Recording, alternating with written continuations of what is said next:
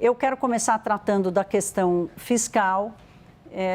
Os economistas fazem uma conta de que o gasto primário do governo, ou seja, aquele gasto real do governo, vai crescer cerca de 20% nos 4 anos do governo Lula, para uma economia que, nesse mesmo período, deve crescer por volta dos 12,5%, entre 12% e 13%, considerando um crescimento deste ano. A inflação, nesses 4 anos, também ficou longe da meta de 3%. Em nenhum desses 4 anos a inflação vai ficar perto, vai conseguir chegar perto dos 3%.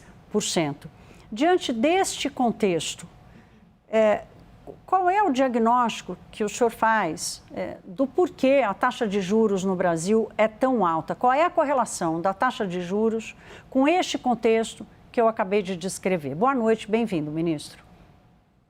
Boa noite, Thaís. Boa noite a todos os colegas aqui da CNN. Um prazer estar aqui com vocês. Uma alegria muito grande falar com os nossos telespectadores.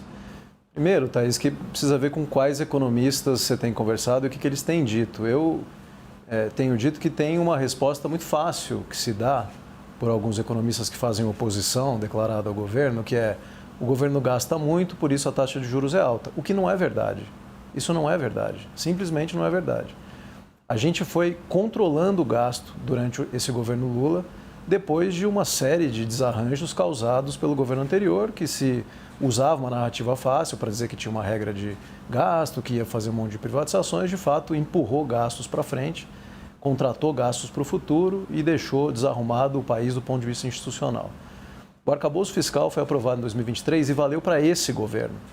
Não é que a gente fez uma regra que vale para os próximos governos, que vale para os próximos 20 anos e acabou não valendo para nada, que é o caso da regra do teto de gastos. O arcabouço fiscal, ele lida com um compromisso de diálogo político concreto com o país. Os anos que se seguiram ao arcabouço fiscal, 2024, 2025, as metas do arcabouço foram cumpridas, não sem muita disputa, sem muita política, sem aprovação de mais de 70 leis no Congresso Nacional.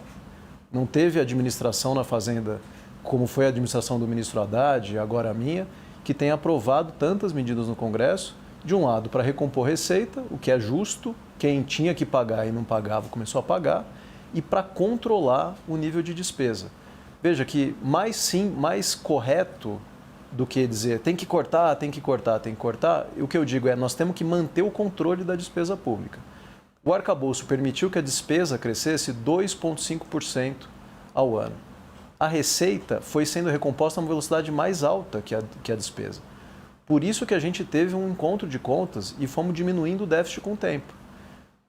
O fato do juros ser alto no país, ele tem uma série de outras explicações. O fiscal, ele é parte da explicação do montante de juros de um país. Essa desconexão, mas não é a ministro, bala de prata. Essa desconexão entre o tamanho do crescimento do gasto versus o tamanho da economia, ela não é inflacionária e aí, portanto, demanda uma taxa de juros mais alta?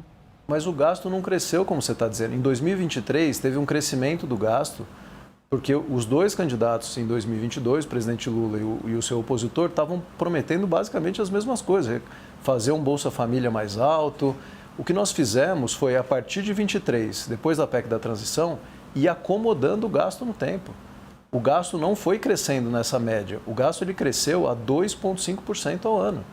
E a economia cresceu 3,2% em 23, 3,4% em 24, 2,3% em 25, inclusive mais do que se projetava.